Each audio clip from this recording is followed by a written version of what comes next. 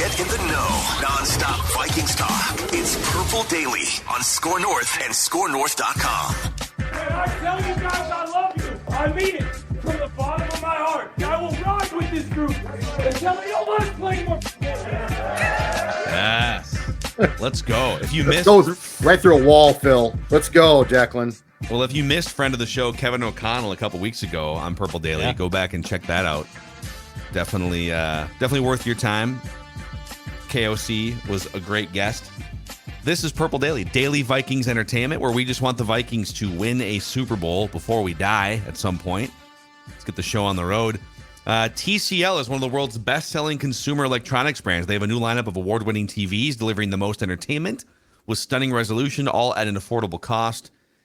Learn more at TCL.com and inspire greatness with TCL. And let's shout out our friends real quick at EcoFun, too. So EcoFun has many, many fun toys for you and your family to get into. I mean, look at this, by the way, this showroom here. There's two different showrooms in Forest Lake off 35, off 35W in Burnsville, EcoFunMotorsports.com.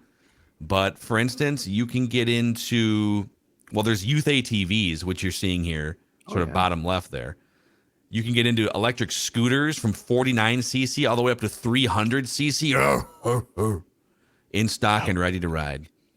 So check out all these fun toys. Electric bikes right now are 10% off retail, 50% off dealer freight charges as well. So check them out, EcoFunMotorsports.com, EcoFunMotorsports.com, and tell them Purple Daily sent you in. We love to rank things on this show. And so today, old Dex, not just Dex tweets, is it Dex threads now too?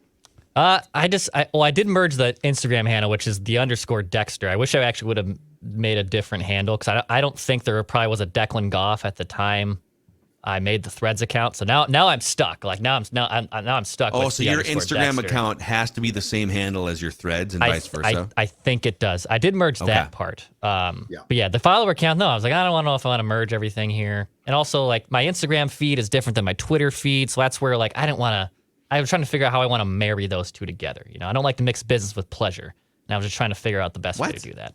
You consider Instagram pleasure, but Threads business?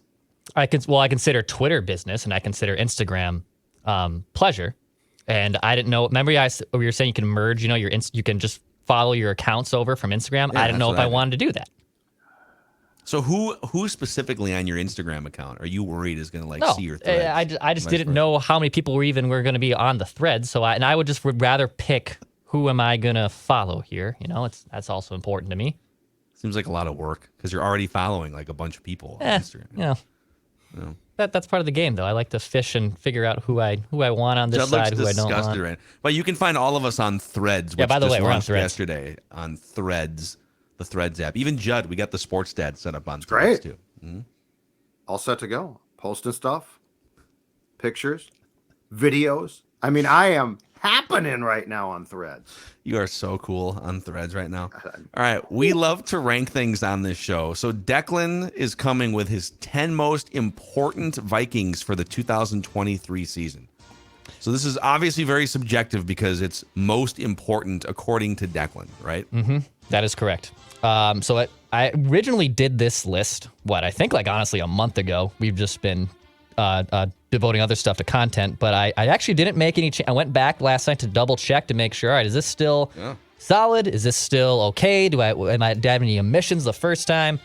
And I didn't make any changes. No one moved up a slot, no one was added, no one was deleted. I actually kept it the exact same. So these are my 10 most important Vikings for 2023. There are no honorable mentions. There are no outside. There's no one else here. It's just 10 guys. Okay, we are just sticking to the plan here. There's no OLI. There's no honorable mention. Just 10 of the most important Vikings for the 2023 season. Okay. So let's start with number 10. We'll count down. Number 10. Greg Joseph.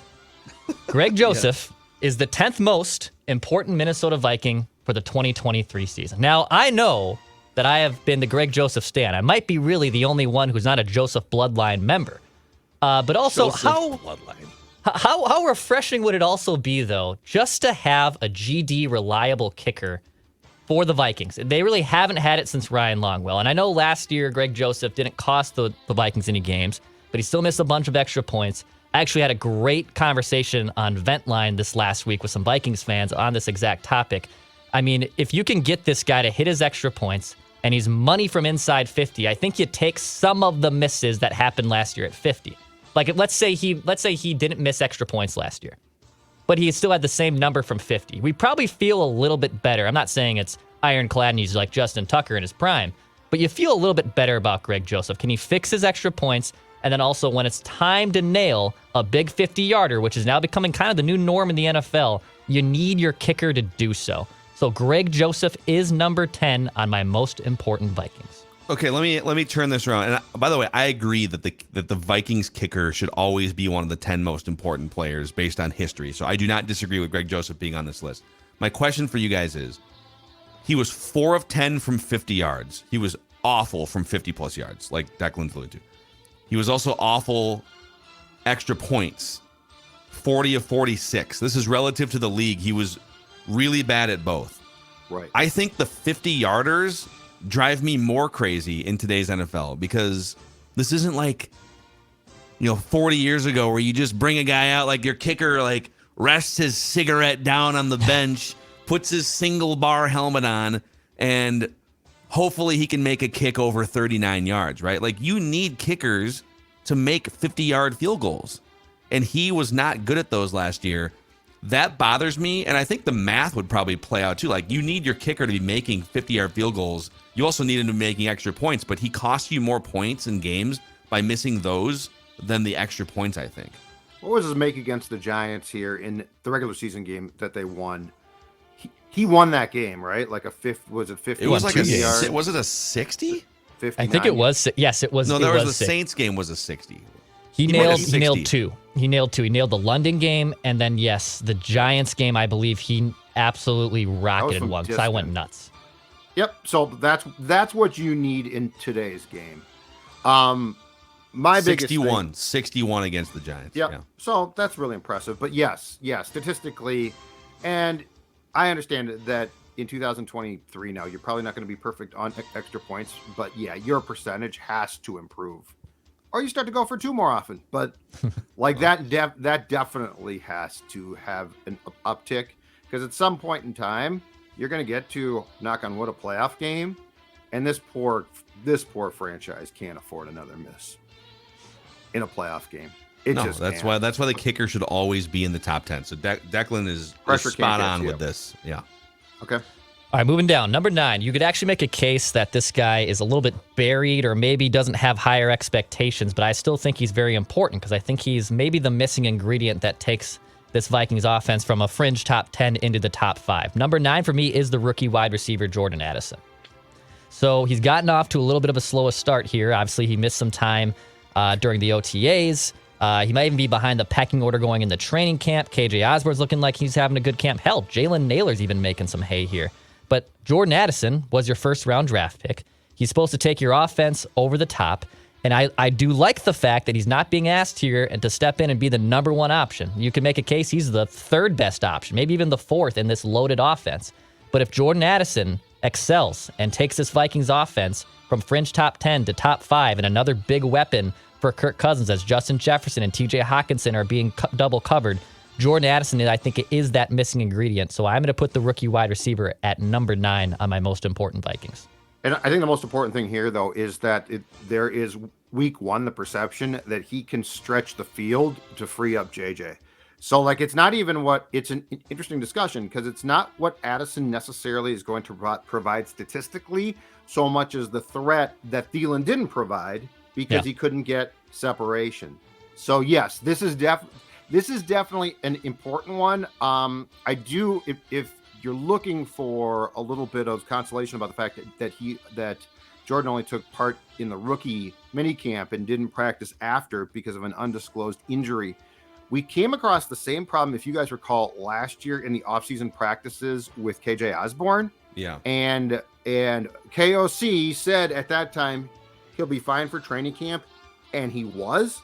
So yes, I think if you can open the season with Jordan Addison running precise routes and freeing up Jefferson, that becomes the most important thing, regardless of what his actual statistical output is. It's interesting because Addison's not a burner. He's not like a 4.38 guy or anything like that. But can his route running, his sort of artistic and advanced route running, create separation and create opportunities down the field in that regard? Like Chris Carter wasn't just an underneath intermediate. Chris Carter would get open because he was a great route runner, not a burner at all. More importantly than being a burner is this: when you are throwing the ball, especially deep, can you catch it? Which sounds really, really stupid, but it's true. No. Because if you're a burner and you drop a pass and then you drop two, guess what? Kirk Cousins says, whoa, why am I going to throw to this kid? So I think the most important thing is, yes, run precise routes and catch the ball every stinking time. But more importantly, make the defense concerned about you. Yeah. Amen. So, yeah, all right, Jordan Addison. It'd be nice to see him at a practice here at some point. Maybe he can say hi to Judd. It'd be nice too. Talk to me. All right, number 8, another new member to the Vikings. New cornerback Byron Murphy Jr. So I actually originally wrote down at 8, Byron Murphy Jr. / every single cornerback on the roster. Because I think this is just their weakest position here. And Byron Murphy is going to step in and try to be the starting and try to be the shutdown corner on this team that is very thin and very unproven, I should say, at cornerback. Byron Murphy probably has the highest expectations because he was brought in here as a free agent. The Vikings' pass defense is probably going to be pretty bad this season. But can he lock things down? Can he at least make things a little bit easier? Can Brian Flores unlock some stuff here? I think Byron Murphy Jr. is the most important addition in that cornerback group. So I do have Byron Murphy Jr. at number 8 on my 10 most important Vikings. Judd, from what you've gathered at the practices, what is the expectation for Byron Murphy? So there are some numbers that would suggest he's really good in single coverage, which you need guys that can do that with what Brian Flores is going to do.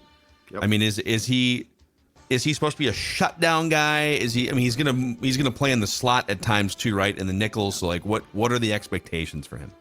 I think the correct phrase, because I don't think he is seen yet, certainly as a shutdown guy, and he is certainly coming off a season with injury problems with the Cardinals. I think the phrase would be this: stabilizing influence.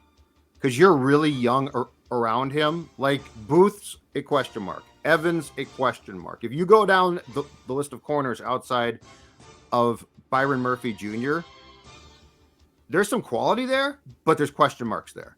So I think the most important thing is he starts outside, he goes inside in the nickel, which there is no question about it, an area of concern and weakness last year. I mean, Shannon Sullivan was not good. Yeah. And that's an absolutely imperative position that you be a stabilizing force. So I don't think that there's this Xavier Rhodes in his prime, and he's not being paid like that. But I do think that there is an expectation that he's going to bring a level of consistency and professionalism that the Vikings really lacked, especially in the slot last season. Yeah. Okay. All right. That's a good one, though, Dax. That's absolutely right. All right. Number 7. You guys might think I have this guy too low. I'll wait and see here. Number 7 for me is the tight end TJ Hawkinson. So I have TJ Hawkinson at number 7 here, and now loved the acquisition last season. I thought that was great. I love that they made a big splash on draft day. He maybe can enter into the tier 1 slot of being a tight end in the NFL. I think he's probably firmly in that tier 2 range right now. But when I look at the rest of the offense, I think there's other players here that are much more important to taking this top offense into the top 5 category. I like TJ Hawkinson. He's probably going to be a nice red zone threat. He's a good intermediate type of wide receiver that can get open. But for me, he's just number 7 on my top 10 most important Vikings for 2023. Yeah, I need to see the rest of the list here, but that seems fair.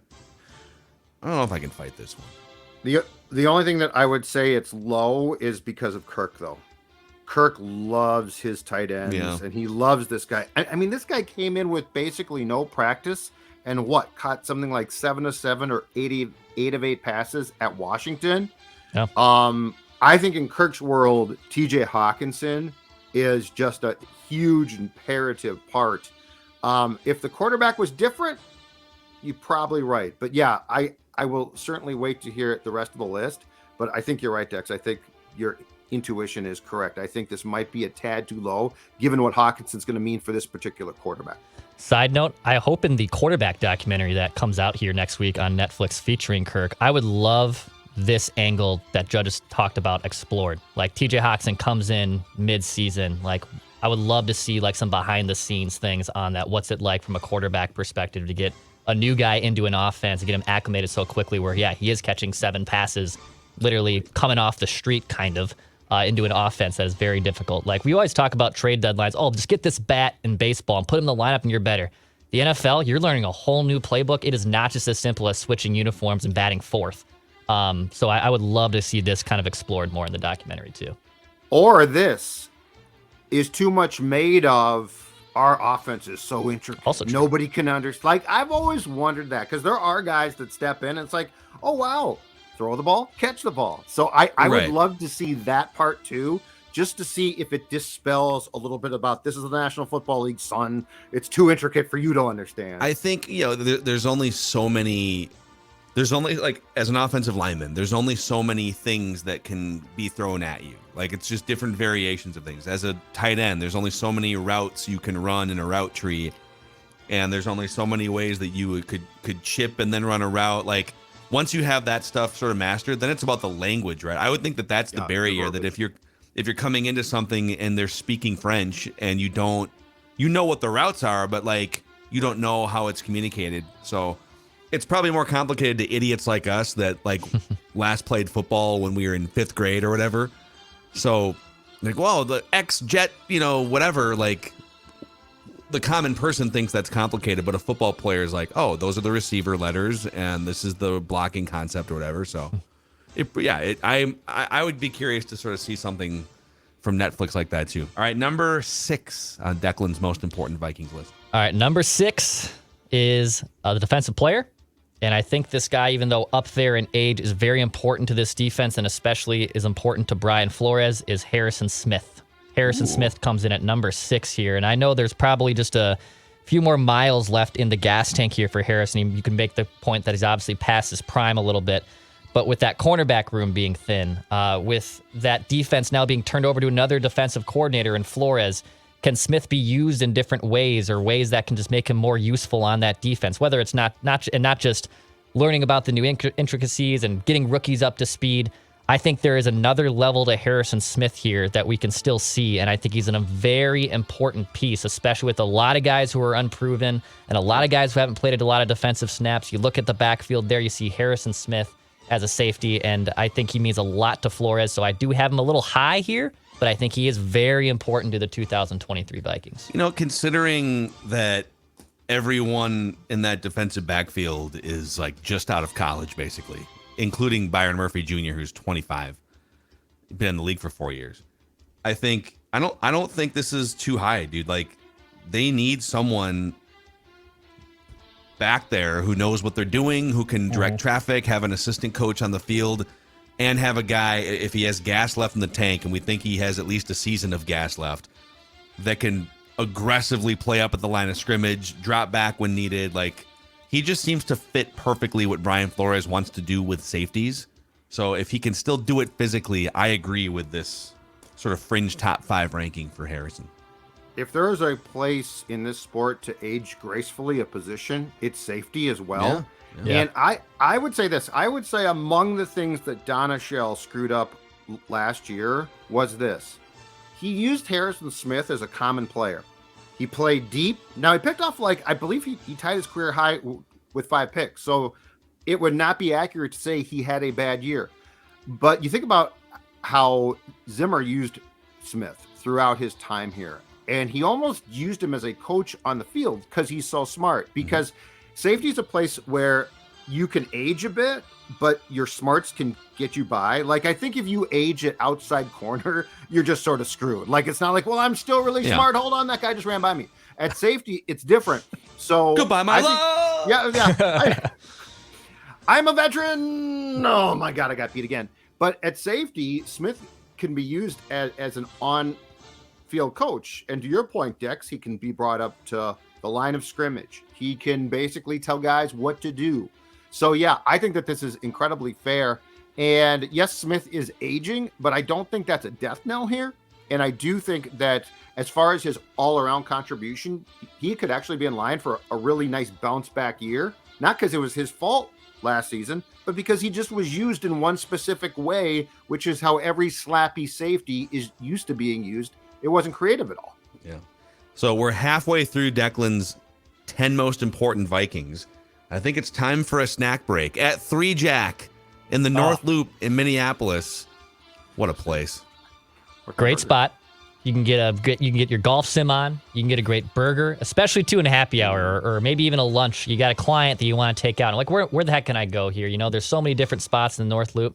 I recommend 3 Jack. Okay, you got the great chicken sandwich there, the loaded nachos too. If you want to bring an office party into town, you can maybe get some your golf swings in and also chow down on those awesome loaded nachos. Go to 3jack.com to book that bay. You can also stay up to date on their burgers of the week. Plenty of things are always happening too at 3 Jack. You can join leagues there. You can get your golf sim in there year round, so you don't got to wait 6 months to get back outside. Go to 3Jack and 3jack.com to learn more. Also, our friends at Power Lodge and Miller Marine have the biggest supply of Bennington pontoons in the state of Minnesota and even in the country, I believe. Over 300 pontoons in stock right now. 3 locations for Power Lodge in Brainerd, Onemi, and Ramsey, and then Miller Marine in St. Cloud. This is a great time of year if you're a football fan, Judd, to just getting that throttle therapy, relaxing out on the water. Yes, exactly right. So if you are a football fan, we are getting, and this is not a bad thing, but we are getting very close to training camp and the start of the season and your fantasy league drafts. And you know what? There's not a lot of time to relax. There's not a lot of time to unwind, let your hair down. But you can do it right now. And a Bennington is the perfect way. Imagine that nice sunset, right? Gorgeous summer day. Take in the air, the water. It's fantastic. Do it now before all heck breaks loose on football season. PowerLodge.com or MillerMarine.com. All right, Dex, let's get to the top 5 most important Vikings here. All right, number 5 for me. Thank God for Dr. Alex. He was able to talk us off the ledge. It is Brian O'Neill, the right tackle here. Yeah, I was honestly incredible. That was good to hear because I thought the Achilles injury would just seem like a death sentence to his point that happened with Lodeholt. And Brian O'Neill, though, is still in a very important tackle. You could make a case the Vikings had the best tackle tandem in like 10 or 15 years. I can't remember the last time they had 2 really strong tackles in Brian O'Neill and Christian Darrisaw that they do right now. And they need those 2 guys to basically protect Kirk, open up lanes, and it's refreshing for the first time that the Vikings actually have competency on the offensive line. So I have Brian O'Neill lower. Obviously, Christian Darrisaw will be on this list here, but I have Brian O'Neill 5th on my 10 most important Vikings. Yeah, man, that was great, man. Having Dr. Alex, he was literally in his scrubs, ready to perform some sort of foot or ankle surgery. I was. Like Dex has been putting this poor guy into retirement for the last 6 weeks. I would say Brian O'Neill's done. I think he's over. And look, yeah, Dr. Alex just calmed him down. And again, I think the important thing that the doctor said is this isn't a complete tear. Right. Lodeholt blew his Achilles out. Ugh. Like that was it. It snapped. This was what? Partially a calf, I think, partially Achilles. And I will go back to this. Offensive linemen, for the most part, now are in far better shape. They're not as big. And I got to think the weight bearing of a guy like Phil, I mean, Lodeholt was a mammoth man. I got to think the difference in size also helps in recovery for something like this that has to support your weight, wouldn't you think? I would say, like, if you guys missed, the audience out there, if you missed, write that down yesterday. We had a doctor first 15 minutes of the show because we did the accountability session, then he rifled off us. He was literally like going into surgery. He's a foot and ankle surgeon. And he took some time at the end of his predictions to calm us down about Brian O'Neill and explained why it's not the same as a fully torn Achilles tendon. So he can explain it way better than we can. You should go check that out. Thank you, Dr. Alex. Your services are always welcome here. Doctor on staff, a lawyer on staff. It's getting very expensive around here. Yeah, like, who's paying these bills? Yeah, right now nobody. So yeah, I don't know. We're gonna go Chapter 11 here eventually. Just declare bankruptcy. Hopefully not. Thanks to our friends at. All right, let's get to number 4. All right, number 4, the last defensive player on this list for me, Danielle Hunter. And I know things are a little murky right now with his contract situation, but he is obviously, on paper at least, the most important and the best player on defense for the Vikings in 2023. He's still racked up a good amount of sacks. He's still racked up a ton of pressures in this weird system under Ed Donatel. What can Brian Flores do with him? Who loves to blitz, who loves to get creative, and you need elite pass rushers in today's NFL. It's one of the most important things on that side of the football. So Danielle Hunter, I know what things are trying to get figured out with his contract. Can they pay him? Can they keep him happy? Hopefully they don't have to trade him. But I believe he is the most important player on the Vikings defense. But in terms of the top 10 overall, he comes in at number 4 for me. Okay. You know, I don't disagree, but I do find it interesting that Brian Flores, throughout his career, has found ways to generate a ton of pressure without a Danielle Hunter caliber edge rusher. So I agree, but if they had to trade Hunter because they couldn't come to some reasonable contract, agreement, I still think Flores could generate pressure just schematically. So we'll see. Maybe that's part of their conversation now is like, well, we're not like desperate to get into a bad 3-year guaranteed contract here because we can generate pressure elsewhere, and we think Marcus Davenport's good. But yeah, Hunter on this list for sure. All right, 3 left here. 3 left, all offensive players. Number 3, Christian Darrisaw. Okay. I'll put Christian Darrisaw at number 3 here, emerging as one of the best left tackles in the NFL, the blind side to Kirk Cousins, the anchor on this offensive line. Has missed a little bit of time in his first 2 years, but I think still when he's on the field, he's clearly shown that he is one of the best tackles in the NFL. It's one of the most important positions. It's an unsung hero in the NFL at that position group. You don't get any of the statistics. You don't get all the praise and love, but man, it's great when you have a guy like Christian Darrisaw on your left side in the offensive line. So I have Christian Darrisaw at number 3 on my 10 most important Vikings. And this is a great one, too, because it feels like Rick Spielman potentially left this franchise a parting gift with this one. He traded back and Jefferson, too. Dude, he nailed his last 2 first-round picks. Yeah, he did. Now, Jefferson, though, sort of just fell as well. Like, there were, 5 receivers? And look, it's still a great pick. But the point is, there's some luck there. With Darrisaw, I guess there's some luck as well. But, I mean, he bailed back by, 9 picks? Yeah. Something like that. And I think a lot of us were like, really? You did that? And Christian Darrisaw is outstanding. And for all that we might ignore him at times, keep in mind, and Riley Reif was okay. So I'm not trying to say he was terrible.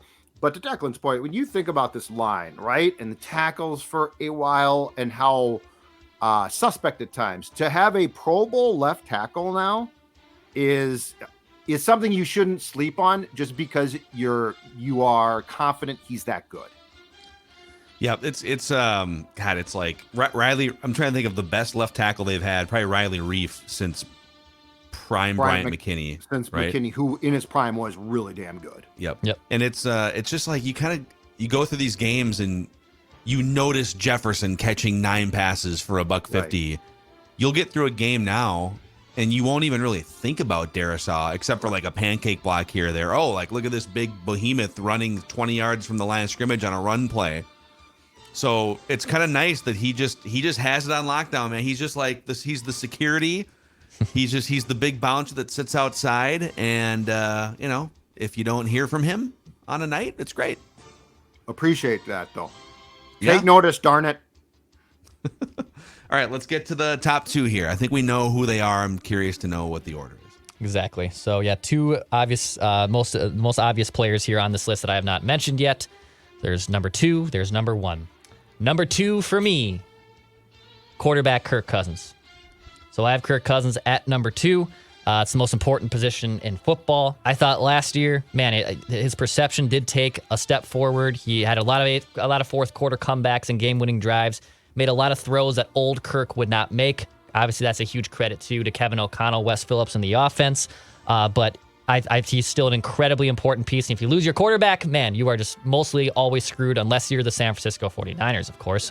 But Kirk Cousins checks in at number 2 on my 10 most important Vikings list. And if you can guess, number 1, obviously Justin Jefferson, best wide receiver in the NFL. He takes this Vikings offense over the top. As much as this Vikings offense still would have weapons without Justin Jefferson, I think Justin Jefferson's presence alone makes it the most important thing. Like, would the Vikings offense be awful without Justin Jefferson? No, I don't think it'd be awful, but it certainly wouldn't be a top 10 offense. It obviously probably would maybe only be in that 20 to 16 range. So I have Kirk Cousins 2, Justin Jefferson 1.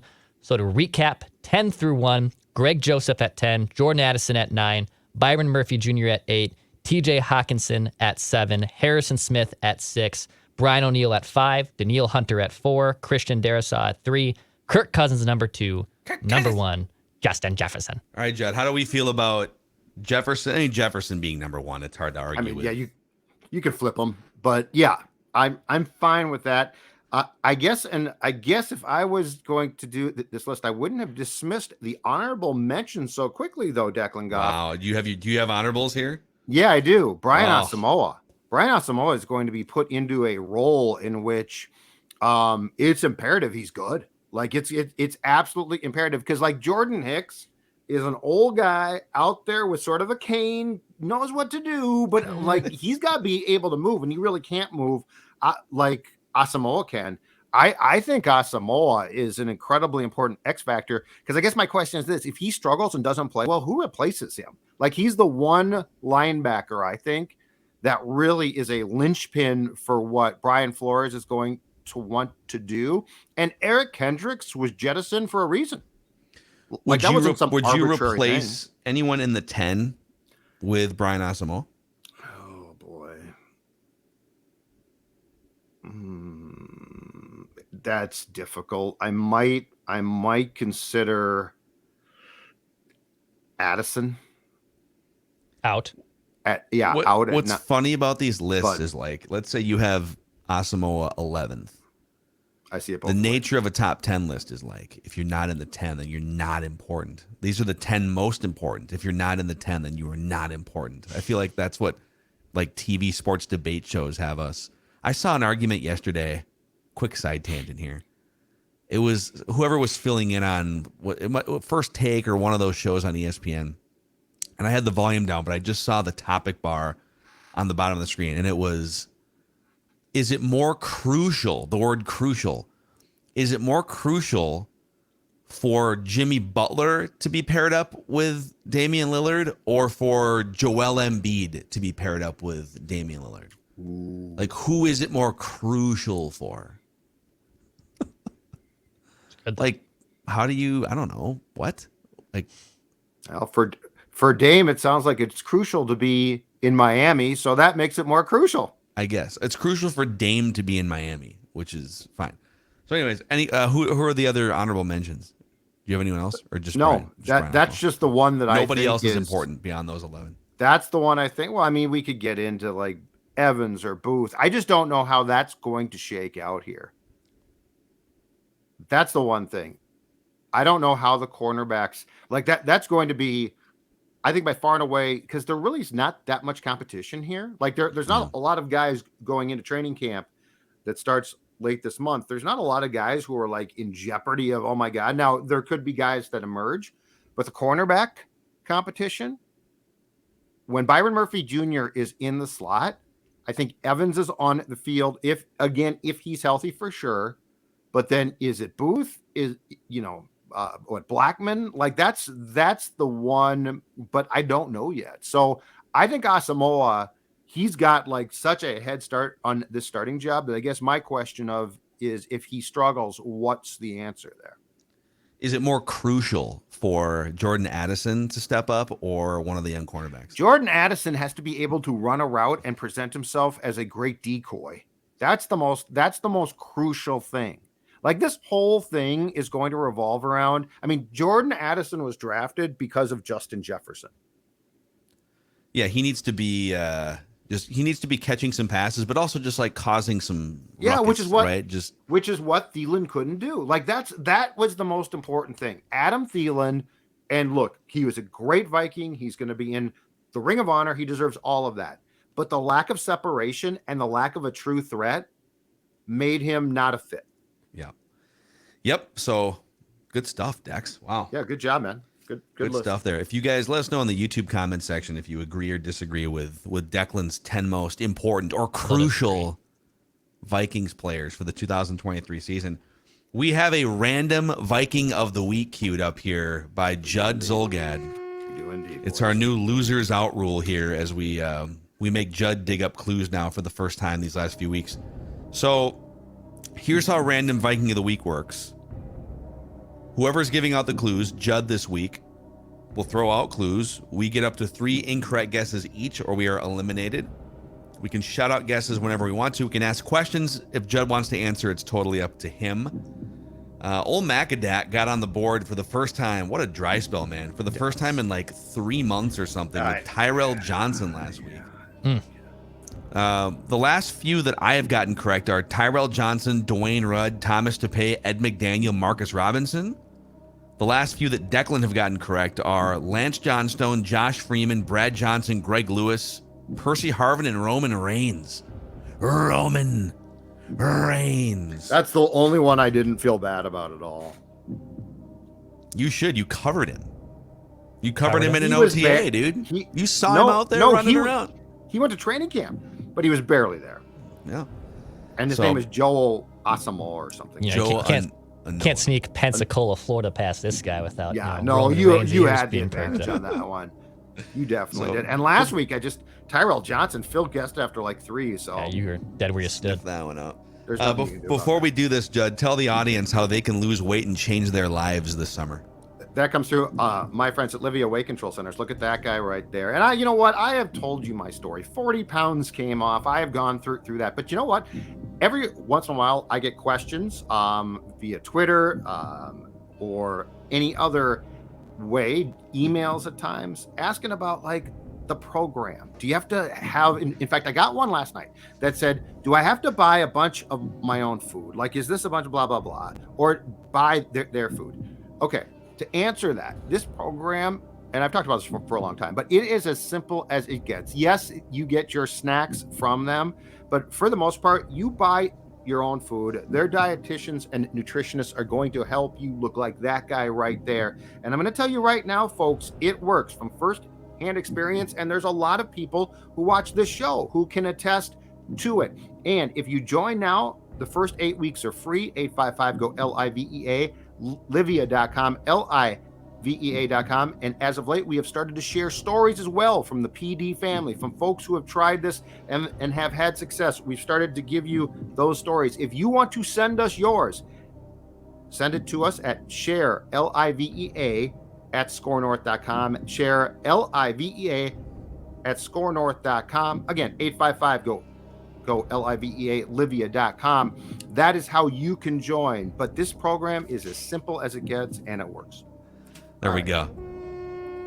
We should have Judd we should have like a sped up version of like the credits at the end, like you see in some of those, like those pills commercials. Not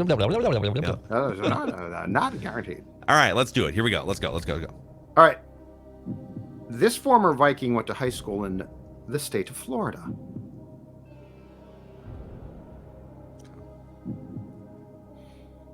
He was a standout athlete in both football, not surprisingly, and basketball.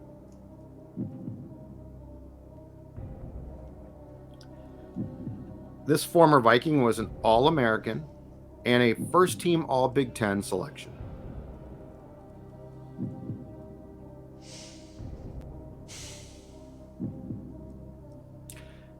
This former Viking played in 28 career NFL games over 4 seasons with 2 teams. I'm not going to give you the second one because I think it'll give it away. You said 28 games? Yep, over 4 seasons with 2 teams. Obviously, the Vikings were one of them.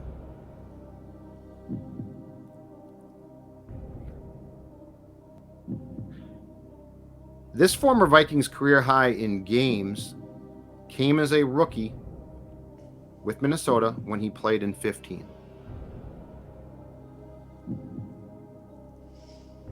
Okay. Interesting. Okay. Do you need to think on this, or you want to keep going? Were those starts? Do you have the splits between games and starts? Is that available? I'm going to give you that next. Oh. This former Viking played in 23 games with the Vikings and made 12 starts.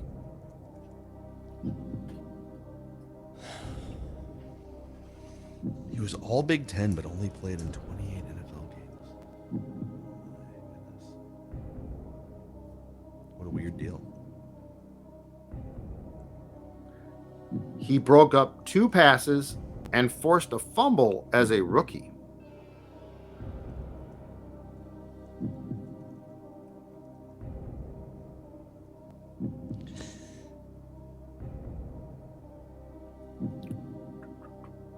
Oh, I don't know if he played for a second. Anybody want to guess? Yeah, I I'll don't take a even know, guess. like, I'll take a era guess. or anything. I have no idea. I'm way far Kanechi Udeza. away. Oh, Buzzer. Erasmus James. Ding. Oh, That was weird. his cohort on the defensive line. Wow. Oh. That what? So did Declan's My guess give clue it to tipped you off, Yes. didn't it? Declan's Oh my guess. God. Declan's guess. tipped That's me off. never Declan, happened. Declan was sniffing around. Oh yeah. when he was said at the right Kanechi position. Udeza, as soon as he said it, I knew it. Wow. I don't think that's happened. Has that happened? Not that. Not that. No. Bang bang. It might have happened, but not bang bang like that. Erasmus James. What a crazy bust that guy was. Yep. Yeah, Big Ten. Yep. Tore his ACL in week think of, 2 like, of 2016, the second season. Okay. Because it was ineffectiveness, but it was also like he just got hurt. Yep. So- Traded to Washington in May of 2008 and only played 5 games with Washington. Wow. So, wow, back to, after not winning for like 3.5 months, that was old really weird. Macadac is That back was really to back. That was really weird. like Declan guessed, and then like you came and got the puck in the crease and just buried it. Well, Yeah. and Udeza was a USC guy, if I remember correctly. He was. Oh, okay. Did you? Because you were thinking about the same defensive line, I guess, that Erasmus James played on. They played together for a year, didn't they? Yeah. Well, 'cause and when was Kanechi diagnosed with cancer? Was that year 2008? 2 or year 3? Yeah, Year that's 3 why or I something like thought that. maybe when you But said 15 Erasmus was supposed to stars- be the replacement. Like that's like I think that they were back-to-back draft picks in like a Yeah. three-year period or a couple-year period, and Erasmus was supposed to be the guy that stepped in Yeah. and play right defense. In fact, I think Erasmus, if I'm not mistaken, Erasmus was the last gasp at a pass rushing right end before they finally traded for Jared Allen. They did. So Udeza was 04 draft, right? And then Yeah. Erasmus was the second pick it was Troy Williamson was their first pick in 05, and then Erasmus was the second one. And Yep. then 06 they drafted Greenway. Yeah, and at some point in time, I remember around then, Kanechi was diagnosed with cancer during the Yeah. off season. Yeah. 07 Currently- was Peterson, and then 08 they said screw it, we're trading for Jared Allen. Yep. He actually is currently a assistant defensive line coach with the Titans. There you Yeah, go. he's bounced around as a coach. I think he was a coach at Washington for the Huskies for a while as well, and maybe I think he was on the USC staff. Yeah, USC, LSU, Vanderbilt, Washington. Yeah. But the Vikings took some big time Pittsburgh. stabs at trying to fill that right defensive end pass rushing position before they punted and said, "Well, we'll just give up the farm for Jared," which turned out to be a great trade. So no complaints there. Well, there we go. Random Viking of the week. Sort of a weird, Losers just out. came along, So just came Declan's got along. the clues next week. Knocked the puck in the net right there. Yeah, those sort of like mid 2000s Vikings teams, man. There's a lot of So random Dex, Vikings. are A lot of are random you Vikings. kicking yourself a little bit for guessing so quickly? No, not really. Okay. I'm just curious because it. And as much as Erasmus James is an all-time bust, that one's not super on my radar, so I'm not completely upset I missed that. But I mean, yeah, we don't do apples or assists in Random Viking of the Week, but that was you a got one. primary assist. Yeah. I'm Yeah, trying to that think, was like, I don't you crushed the net. know if he had thrown any other name out there, it would have just been like an incorrect guess, and I would have continued to. Yeah, you 'cause weren't I on didn't know the if you were trail like at in the all. 90s or in the 2000s. I don't even know what era you were in. And I had to be careful because I can't say first round pick because that's a giveaway. Yep. Yeah, you got to be careful with that. Great stuff. All right, boys. Well, thanks for hanging out with us here on Purple Daily, Daily Vikings Entertainment. We just want the Vikings to win a Super Bowl before we die. We'll see you tomorrow.